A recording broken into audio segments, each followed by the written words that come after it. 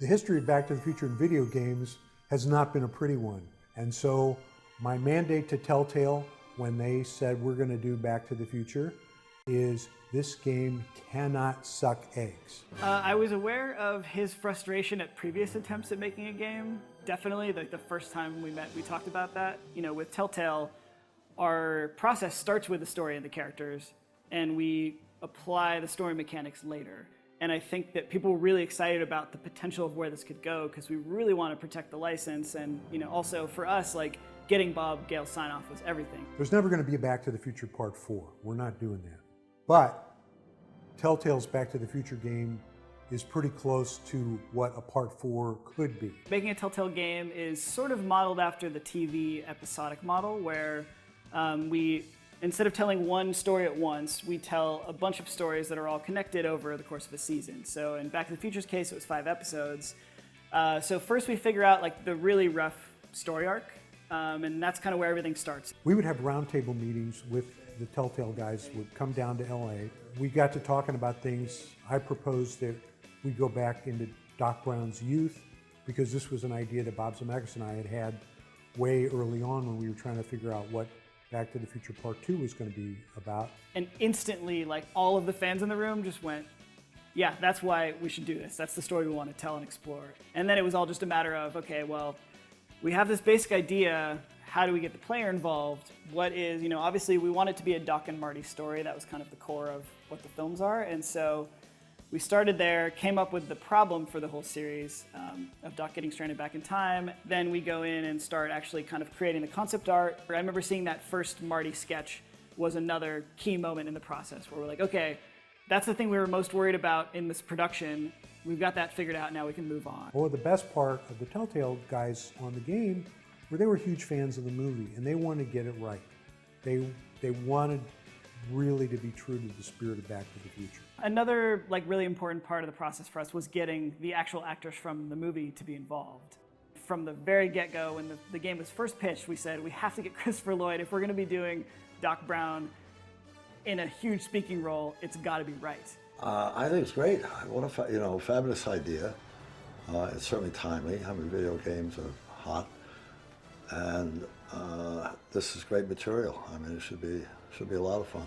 Great Scott! Having Tom Wilson come back for some voiceover now is rad. Tom as Biff, episode 103, take 1. You're lucky your old man's here, butthead! I feel like that guy is just one of the huge parts. Like, you can't have a Back to the Future game without Biff. He moves his neck more. He uses his jaw more than I do. You know, things like that. So with every character in the movie, I would think about those things. So it's there. I don't have to watch everything because I remember those cues also, the physicality. Although in voiceover it doesn't matter so much, but as you see, maybe in the B-roll, you see, you know, I'm trying to be physical to get back into it to be able to do it right. And then having Claudia Wells come in too, like she was, I think, right off the bat, you know, interested as well, and heard that kind of the band was getting back together. Jennifer? What the hell? The coup of all coups was getting Michael J. Fox to participate and be the voice of one of the McFly ancestors. Well, yeah, so when we were trying to get all the cast together, we spoke with Michael J. Fox, but due to time commitments, couldn't be, you know, full-time like we needed him. But we got him to do the cameo, which was awesome. And I almost feel like that was a really, almost a cooler use of him nowadays. But then the search turned to how do we find someone to do a Marty who can just come in and be our main character, and it was a really big worry for a while. I voiced Marty McFly in Back to the Future, the game. That is what I did. Jesus Christ, Doc, you disintegrated Einstein! Pressure, yeah.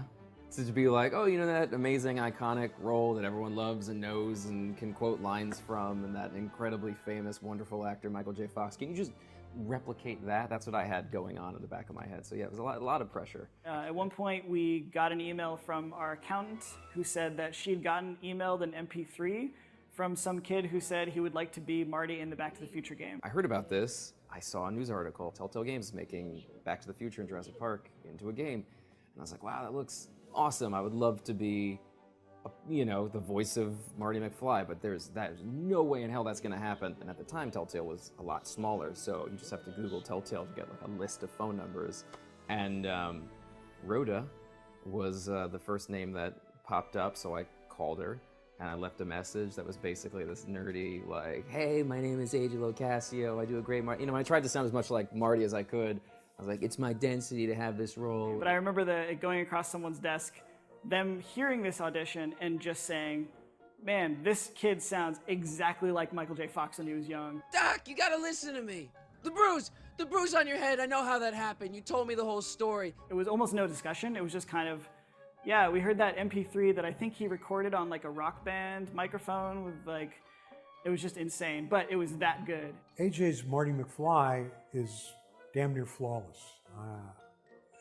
When I heard his voice, I couldn't believe it. I mean, I listened to it, and if I didn't know that this was not Michael, I would have assumed it was. He was such a crucial piece to have that energy throughout the entire series, so it was amazing working with him. I was obsessed with the movies growing up, like obsessed with Back to the Future. So it was something that was always in the back of my head. It was just a silly party trick at, you know, what went from a social thing to party trick to actually becoming very useful. So, Jennifer. Uh-huh. What do you think of me? I don't. Working on this from a fan perspective was the most pressure I've ever felt on anything. Trying to invent a way where we can pull you along through the story and then use dialogue options where you get to choose what Marty's going to say. And I think that's the kind of hook for us, is giving you a situation and then saying, well, here's 3 different ways or 4 different ways that Marty could possibly react. If you were playing Marty, what would you do? And I think that it allows people to really author their own story. Telltale's Back to the Future game is the only game that deserves to be called Back to the Future. It's very true to the spirit of the movies. The voice acting is terrific. The characterization is great. And with the new consoles, the game is just going to sparkle and jump off the screen. Bringing this game to a new generation, even though it's not that old, is actually super exciting. Like getting to debut it again on all the new platforms. Telltale's got a lot bigger of a fan base now, and there's a lot of people who probably didn't know that we made this game. But it's still got a lot of the same core principles that are fun in a Telltale game. You know, we're taking this thing that's super familiar and we're putting our own story in it and allowing you to play it. So in time with the 30th anniversary of the films, now we're getting to kind of add to what's out there in the media and saying, like, you know, you're rebuying the movie again and watching it, here's a game you might enjoy as well. And it kind of, you know, watch the movies first, get back the nostalgia, and then right after the movie ends, you can pop in the game and continue the story from there.